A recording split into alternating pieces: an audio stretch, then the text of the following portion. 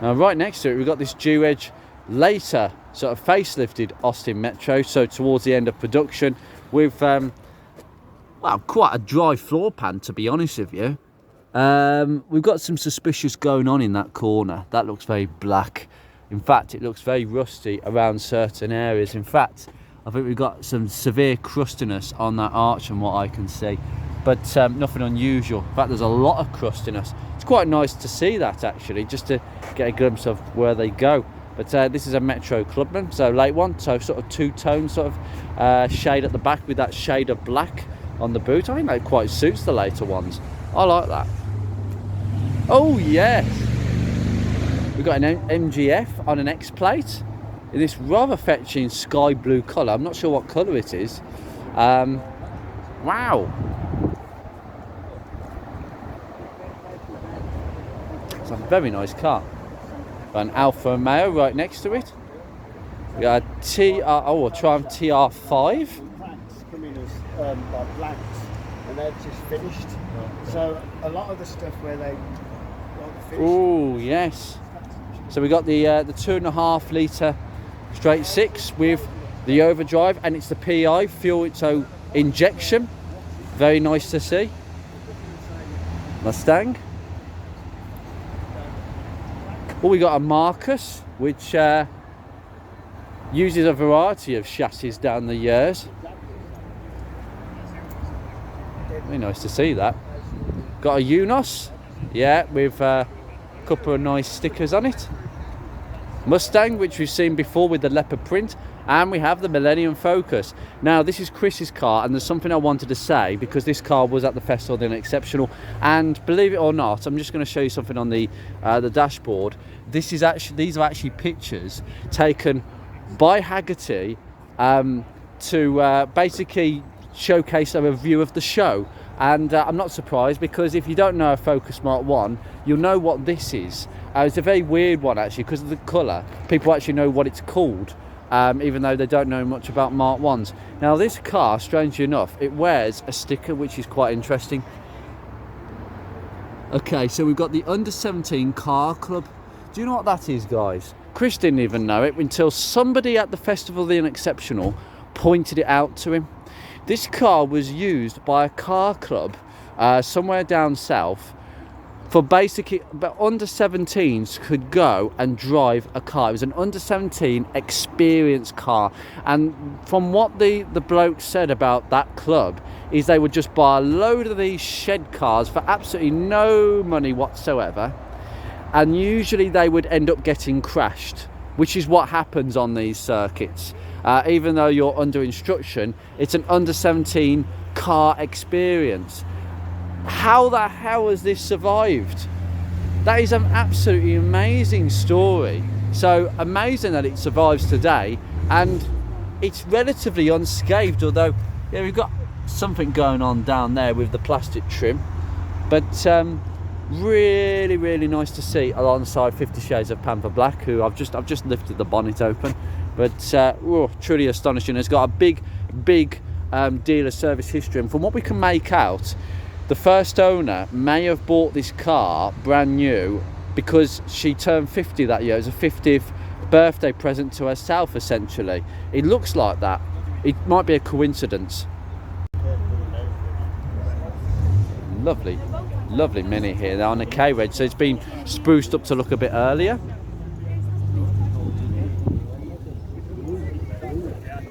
Lovely Capri. I have to bring you over here to this.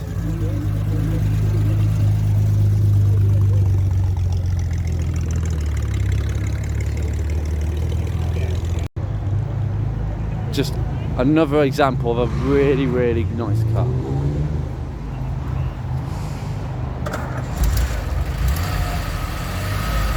That was a very easy start from the PRV V6.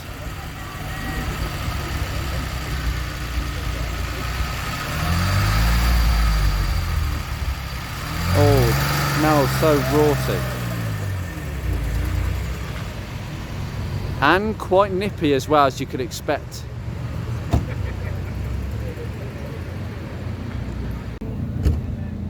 And we have a Rover Metro Cabriolet. I've seen a few of these about now, but they're actually quite rare. This is the third one I've actually seen. They've got a white, the founder here has got a white one. Oh, really? But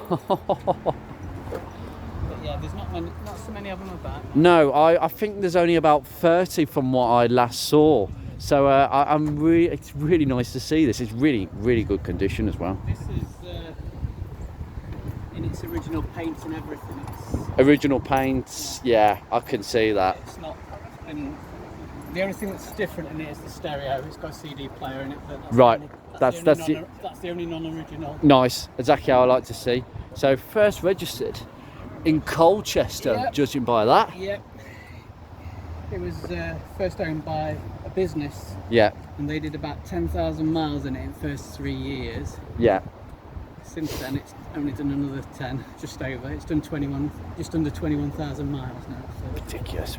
Brilliant. so Lovely to see. yeah.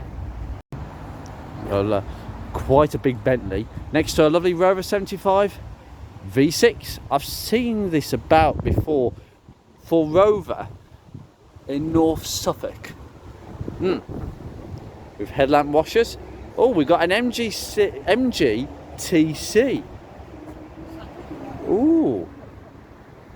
How quaint is this? Oh my God. A Castrol, I believe that's engine oil, isn't it? The days where you had to have engine oil on a bracket because you might need to top up on a long journey. You got your steering wheel going into your steering box there. HS2s, tiny carburetors, but 2 of them, so that's okay. With this sort of oil bath air filter, sort of gauze. Yeah, you sit quite close to the steering wheel. Quite close. Ooh, we got a Renault 5. Oh, yes. Very sporty, very sporty. I'm not sure about the wheels, but still, nice to see it on an F plate. That looks like a foreign registration. Looks like a weird font to me. Aston Martin. F-Type. Now, in here, we've got some really, really interesting cars. Blimey, what's turned up here? These are not a common sight no more.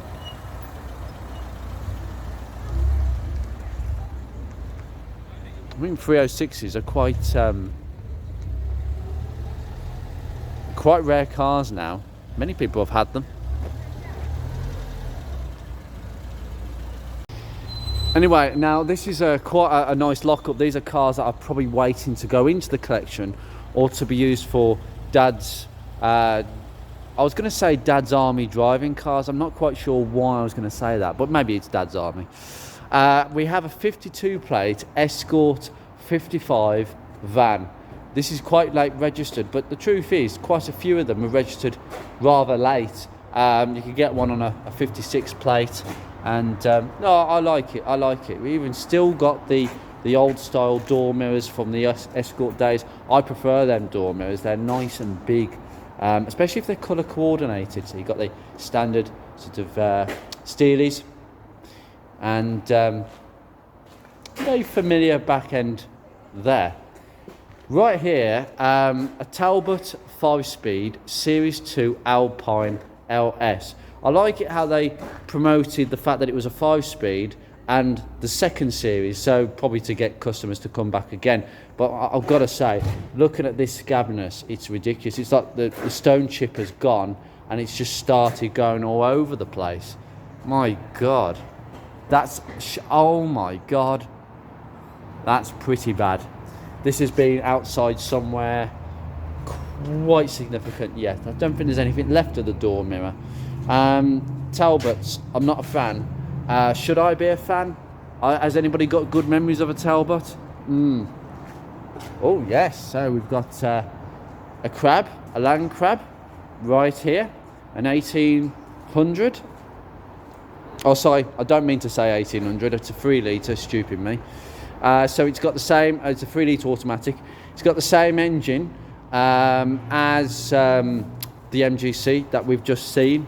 And it has obviously hydroelastic suspension, which obviously needs a bit of a pump up, but the wheel trims are very similar to what you get on a lot of Austin cars of this period.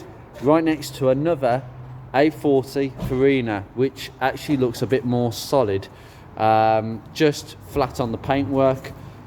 Although saying that, it looks like someone's had a go at welding a piece of metal, because there was a hole here, but it's starting to go through again. And in fact, this side has gone the same way. Yeah, it reminds me of my garage. We've got a P100 here, so a Sierra P100 pickup van, converted to an ice cream van. I think it's starting to rot out quite badly. If we take you around here, we've got some, these are seriously bad for rotting. It's starting to actually crack where it joins to the back end. Oh, dearie me. My God, the actual strip has started to bubble so badly, because basically these strips have got a metal insert, and when the metal rusts, you get this bubbling. Mark 1 Focuses go exactly the same way. A lot of cars this age go that way. That's pretty bad. I think the gutters don't really help either. I hope that this is going to be preserved as best as possible. Oh, yes. We have a Mark 5. I saw the back end of it. It's an Orion. A Mark 5 Orion. It's not an Escort Orion at this stage, because it is on an L-Reg. Got this nice chrome strip here. Yeah, we got it on an L-Reg, and I think this is the Ford Orion that I would like to own at some point. I would like to have one of these. Early 90s, Mark 5, yeah. There's a couple of them about that I'm tempted about. Especially if it's an automatic, but then I don't really mind.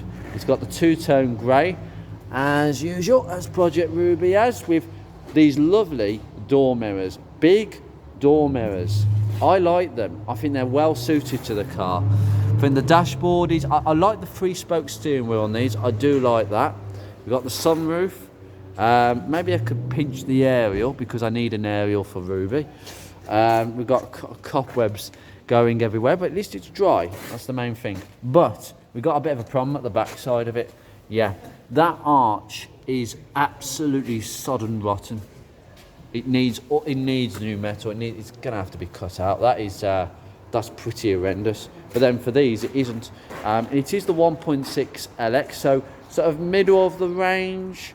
I do like Orions of this age. I think they look really good based on the Mark 5 Escort. Got a lot of scratching on the boot.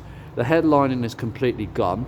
But we've got the Mark 3 Fiesta seats, the sort of lightweight plastic back seats that started in the Fiesta, and then Escorts and the Orions used it afterwards. It was registered at Quarry Garage. Yeah, I mean, if we take a look around the bottom, we have, as usual, a twist beam axle. Now, Mark 3 and 4 Escorts use an independent setup with arms, but they used that to go to a twist beam setup. I suspect probably to get the maximum boot capacity out of an Escort and Orion, because the twist beam takes up no space and you get a huge boot. But with multi-link rear suspension, it takes up a lot of space. So I think that might be the idea of that. But I would like one of these. Probably not with the really bad rust that you can get on them. This is going the same way. But I would like one of these. Might be careful for what I wish for. They're very cheap, and I don't know why they're cheap, because I think these are quite nostalgic. We got a couple of cars here. We've got an S-Reg Fiesta Mark IV that the collection has possibly donated. Would I donate a car? Yes, so I know that it's preserved and looked after. We've got the sad face Mark IV Fiesta. I call it the sad face. It does look really sad, doesn't it? I don't understand why they made the look of it. I just don't think that these suited a Mark IV. I think the Mark V looked a bit better to me. I really don't. But inside, because of all the side protrusion beams and the bubbly dashboard, it is a Mark III body shell. They didn't change the body shell, but the interior is a bit more cramped, because the seats were bigger, the door cars were bigger, side protrusion beams, the dashboard was bigger. So therefore, to keep this car relevant, this body shell and platform, that dates back to 1989. They had to make things a bit cramped on the inside. It's to try and make it relevant. They made it even less competitive, I think. We've got a lovely Rover R3 on a P reg. Millennium Motor Group, the future of car buying now. I love that. Lovely chrome fronts. I think when they redesigned it to the 25, I think they lost some of them. I think that's a really modern look. People say it's bland. I actually prefer this. I think the Rover 25 isn't quite as nice looking. But in three-door form, this is just superb. This came out in 1996. I don't think any car in its price bracket looked this bubbly. The KA was a bit of a bubble car in the same year, but that was a different price bracket. And this was a much more expensive car. Now, we've got a Triumph claim under here, but we have a Rover 25 on an X plate. I just don't like them as much. I really don't. I don't think it's suited. That Rover 75 front, door mirrors are nicer, bigger door mirrors, but this is also a 3-door as well. Like $2,000 for it. Yeah, nice. Now, we have a Mark III Granada, a late one on an M reg. So it was, it's a Granada. Oh, it's a Scorpio. Yeah, it is the Granada Scorpio. I think the swooping back end really suits this car a lot. I'm just going to come round here. So it is quite a late one. Headlamp washers, big fat leather seats, armchair leather seats, and they kind of styled it to look similar to the Mark I Mondeo. There was a certain family appearance, and they tried to get away from the sort of Sierra look and try to bring it closer to the Mark I Mondeo. But this was way more expensive than a Mondeo, and I'm not surprised. I certainly want one. This is also a Scorpio, by the way, under here. Oh, it is. It is a Scorpio. I need to get one of these car covers, actually. Saying that, I do need a car cover. Got a Peugeot 407, which I have no interest in, but I'll tell you one thing that I've just been shown. You open the boot by pressing the button, which is in the 0.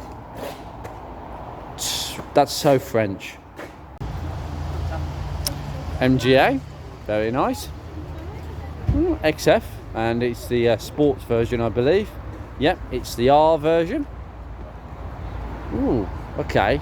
Let me try and think about what Renault this is. It is a Renault Clio. It is, and it's the, I think it's a Mark II. Yeah, it's a Mark II. They're getting on these days, Mark II Renault Clios. Mark 1s are very rare and they're usually rotten. Nice Jag. S-Type. A lovely Mercedes here. Saw quite a few of these cars coming in. And we've got a Rover Cabriolet. Now I don't know if this is... it's a 214, 216 possibly. Nice to see a Cabriolet here. Yep. Should there be a finish on that? I'm not quite so sure. But really nice. My new Land Rover Defender right here. Quite nice styling touches here. I do think there's some things about this I quite like, just little tiny things. Got an MGB GT. Lotus. Very nice indeed. We've got a Vitesse, a Triumph Vitesse. With, yeah, I don't think we'll comment on that battery. Ooh, rather oily, but HS6s, 2 of them, in tandem. Ooh, this is rather sporty.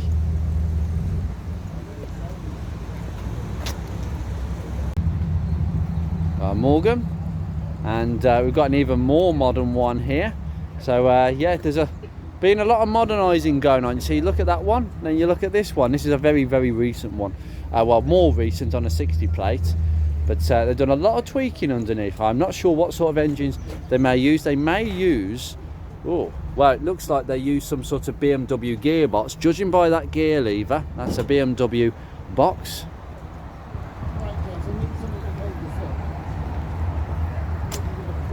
It's a DAF 55. A DAF 55 would have the Variomatic. So we have a Variomatic 55 right here. So we got, I believe it might be their own engine up front. And then obviously you got the belts right at the back, just go in there. Yep, automatic. Very, very rare car. We got a Renault. I'm not sure what Renault this is, but it's definitely, that's interesting. I don't know what that is, judging by the backside of it. I did go around it earlier. The owner isn't around, so I can't ask. Very nice Saab. Oh, we got a Triumph 2500 injection, so with a PI Lucas injection.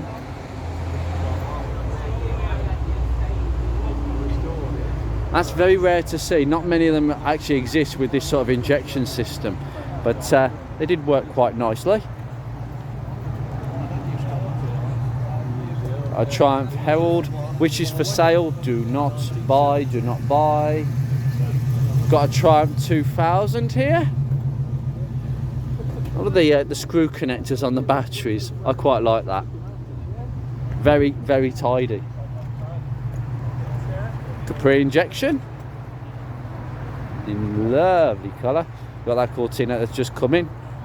Ooh, it's got some sort of V8 behind it.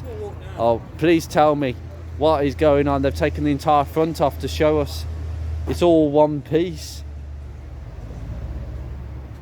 Wow. Okay, mini spare centre.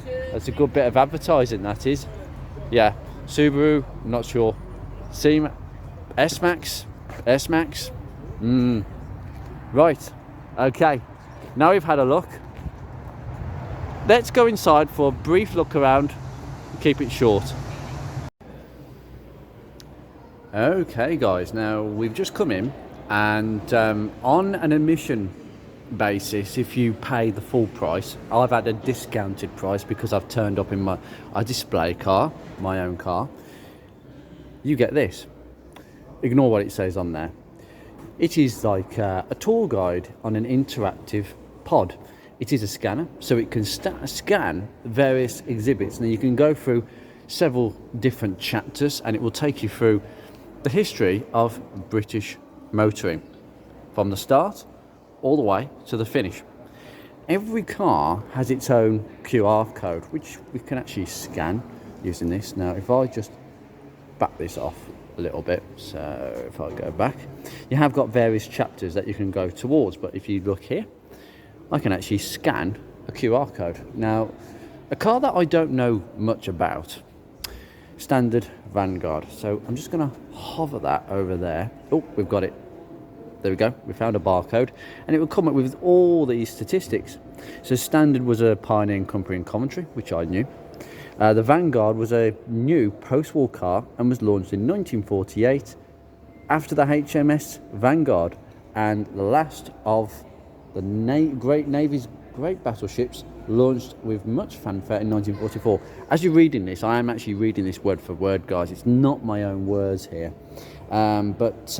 This car was very much like the Austin Atlantic. You know, it was designed for America with American styling to kind of capture a new audience over there. Problem is, just like the Austin Atlantic, which is over there, it wasn't really successful. Also, the Austin Nash Metropolitan, not really that successful, mainly because the Jaguar XK was launched, and that really stole the show.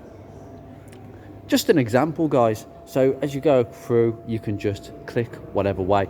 Now you can go through the tour. I'm just going to go back here. So this is what you kind of face with. So you've got several different chapters. You can go to the next chapter if you want.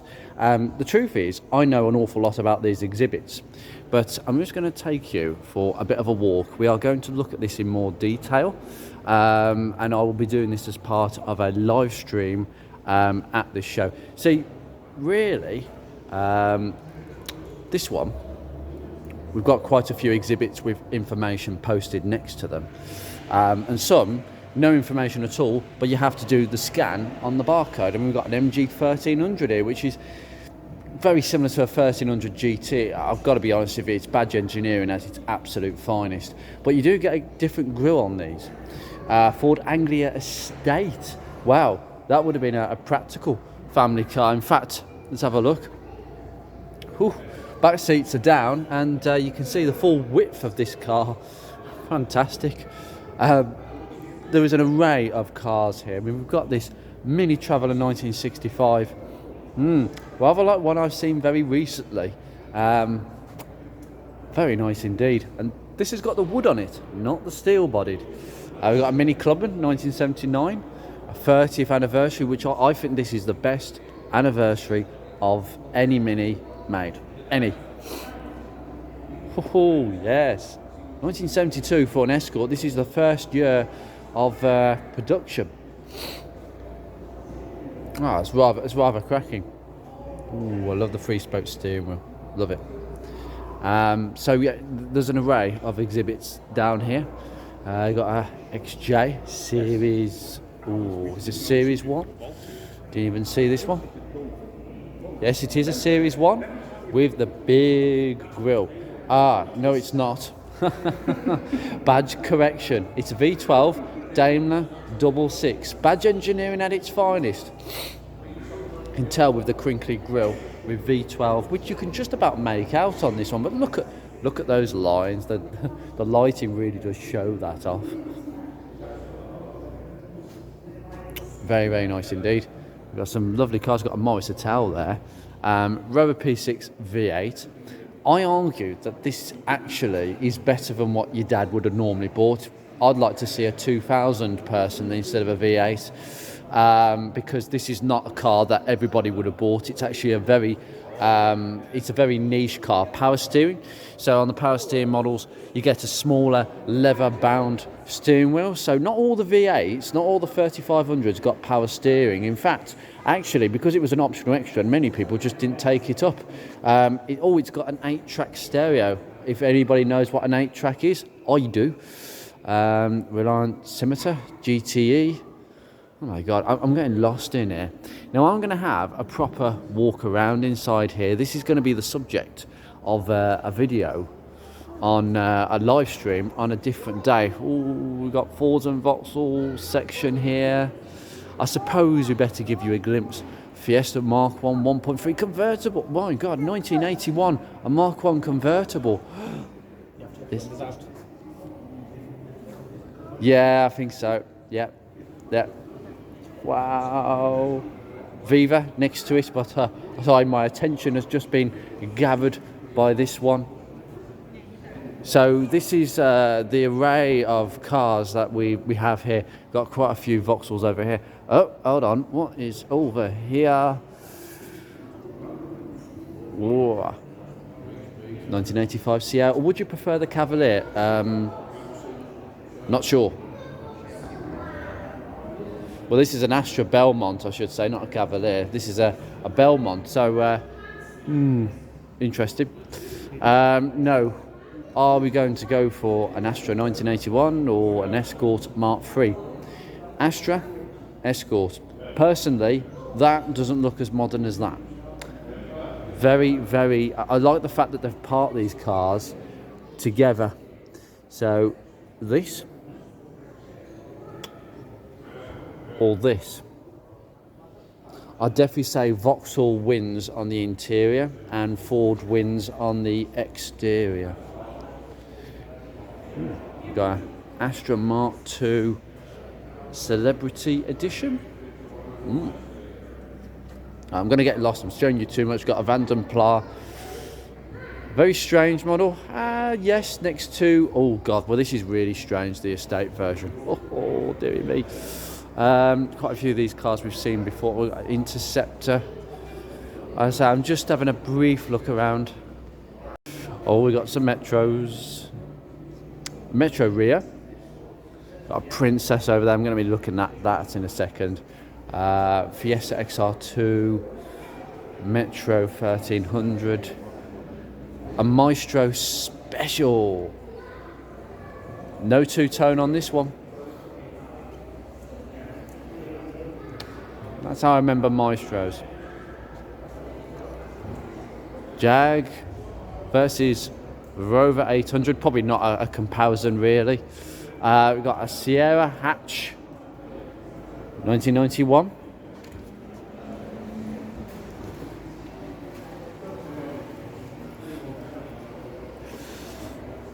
Rover 200 now. Well, is this a 214? I suspect. The earliest version of an R8, and it's a 214 SLI. Very nice.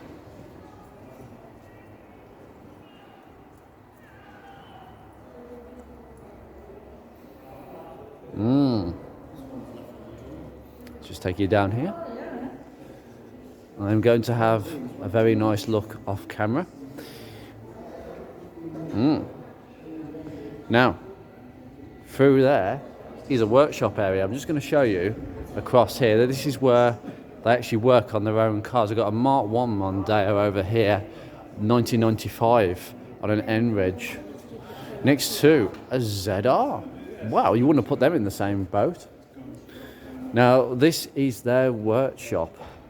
This is where they maintain all their cars ready for drives around the block. And yeah, it's as you would expect in a garage of this. We have many manual tools, vernier gauge and lubricants. Very old school. A lot of these cars can be maintained quite easily with basic tools. Believe you me, it doesn't take a lot, but you do need a two-poster, which is very ideal. Very interesting. Right, I'm going to leave this here, guys. I hope that, well, this video might be two parts. It depends how long it is. But I'm going to leave this here, and I'm going to see you guys very shortly in another video. I don't know when, but I hope you enjoy this. And from me here, take care.